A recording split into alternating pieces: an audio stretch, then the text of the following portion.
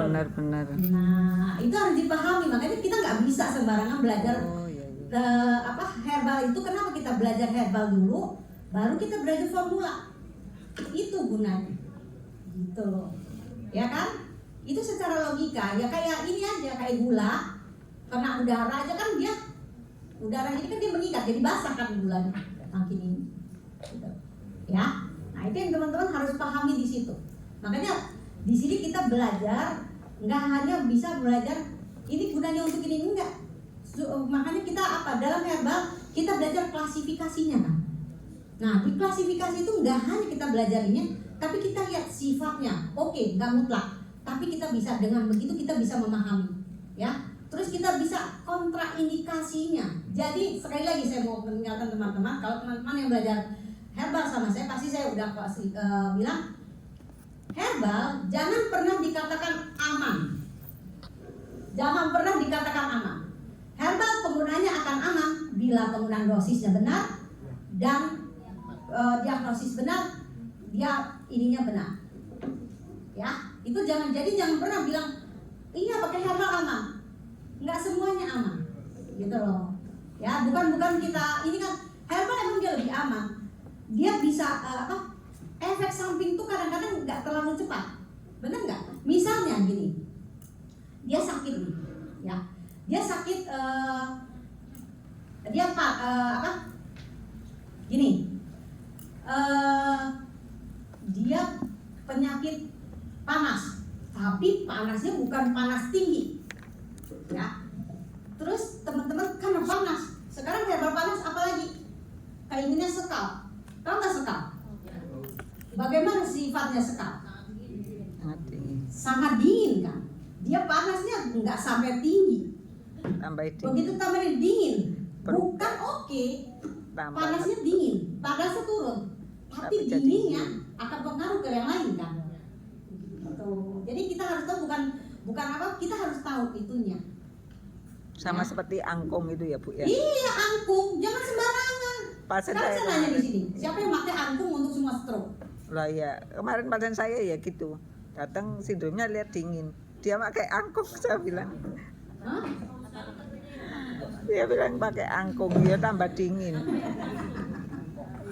Jadi jangan salah, jadi angkung itu apa? Lah jadi ya, kita lihat ada hal-hal tertentu yang untuk angkung. Jadi stroke nggak semuanya panas. Iya. Nah, kalau kita pakai panas itu pakai angkung. Kalau dia bukan panas, apa dia nggak stroke? Ini? Nah, ngikat kan, dia mengikat dia jadinya.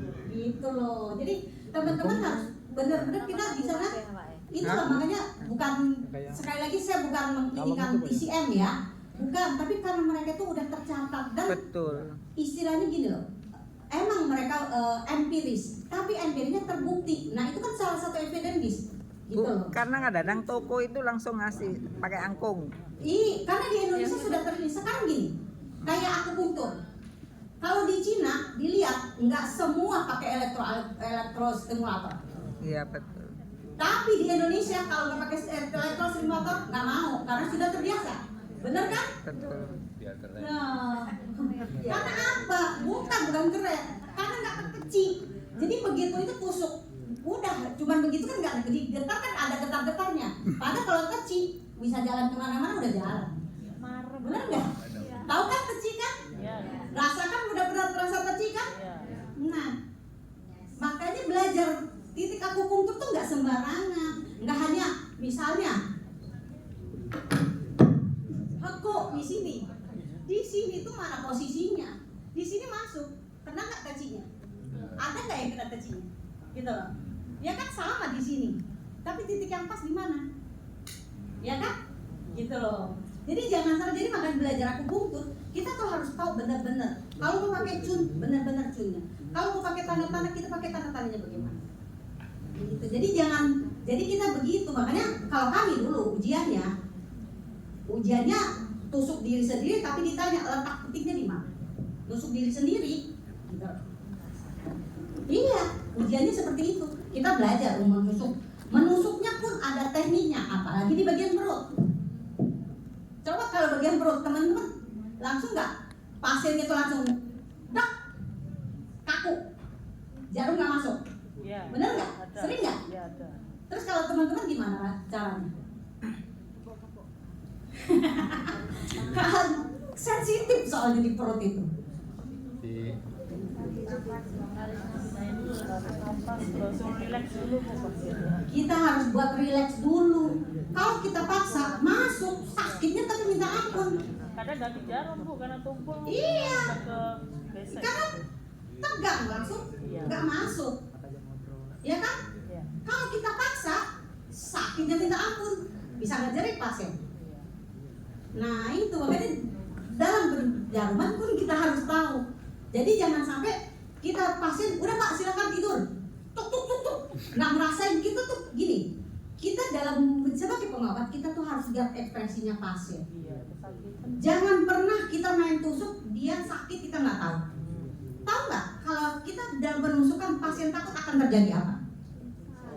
Pingsan. Marah. Hah? Marah. Marah pasti yang ini tadi bisa pingsan, bisa pusing. Ayo, itu makanya kita harus belajar. Jadi kita di dalam belajar akupunktur jangan cuma belajar ini aja, sakit kepala kasih titik ini. Jangan, kontraindikasinya. Apa yang nggak boleh dilakukan kalau orang itu terlalu lemah, orang itu terlalu capek? Boleh nggak dia di akupunktur? Boleh. Nggak boleh kan? Kalau kita ini tuh dia apa? Kita naikkan dulu G-nya dengan moksa. Baru setelah dia ini baru kita kasih akupunktur. Gitu loh. Jadi jangan sembarangan. Akupunktur tuh bukan ini ya, karena begini. Di kita khusus 3 hari bisa praktek. Betul itu Bu. Iya kan? Nah itu tapi mereka kan nggak semuanya dipelajari. Yang itu yang dipelajari cuma aplikasi. Iya. Maksudnya sakit kepala titik ini, sakit ini, tapi dia nggak tahu ini titik apa sih sebenarnya. Betul itu. Iya kan? Gitu. Lebih ke arah ini kedokteran Bu. Jadi asal pakai diapeta ini tusuk ini yang Enggak, kalau kedokteran, dokter akupunktur, mereka kan pakai diagnosa di diagnosa dokter. Terus titik yang dipakai mereka berdasarkan titik yang sudah ada penelitiannya, rata-rata seperti itu. Iya. akupunktur medis Bu. Ya akupunktur medis katanya akupunktur mah tetap aja akupunktur dari Cina. Iya, Mau tapi- sekarang saya nanya, akupunktur mau yang dari Jepang, dari Korea, teman-teman tahu itu bukunya, itu buku dari Cina ditulis pakai bahasa Korea, jangan salah. Iya. Tapi jadinya beda loh Bu. Nah, kalau saya baca, Pengembangan, iya pengembangan. pengembangan dong. Tapi dasarnya dari para akupunktur Iya. Cina, gitu loh. Gitu sebenarnya pengembangan, semua itu pengembangan. Jepang juga kan ada pengembangan. Iya. Dikembangkan kan makin berkembang. Jadi jangan salah. Kesehatan tradisional bukan berarti nggak bisa berkembang. Benar nggak? Betul. Jadi Tapi jangan akhirnya sampai jadi gap, Bu. teman-teman kesehatan tradisional ya itulah nggak bisa berkembang, ya salah. Sekarang kalau teman-teman tahu di Cina, kalau teman-teman karena saya di Cina ada rumah sakit internasionalnya, itu pakai alat semua. Rumah sakit pendidikan itu. Waktu itu kita diajak ke sana, itu pakai alat, gitu loh. Untuk dia lihat mata, untuk nadi udah pakai alat semua. Gitu. Jadi kita jangan menganggap akupunktur amatnya kesehatan tradisional ya gitu doang, enggak berkembang. Makanya seringlah ikuti perkembangan zaman, gitu loh. Ya, obat kan kita jangan salah. Di sini kita belum ada infus. Di Cina bisa pakai infus untuk masukin obat. Obat yang di ini kan yang diresepkan bisa pakai infus. Gitu loh. Jadi berkembang. Jadi jangan salah, jangan ini karena di Indonesia belum sepesat itu, belum ini kan. Makanya kita belum bisa pakai infus dan segala macam. Tuh, karena masih pemikirannya tradisional. Gitu. Jadi saya minta nih sama teman-teman kita di sini tunjukkan bahwa tradisional itu bukan seperti yang lalu. Ya, saya minta karena ini cerita saya sedikit ya, keluar dari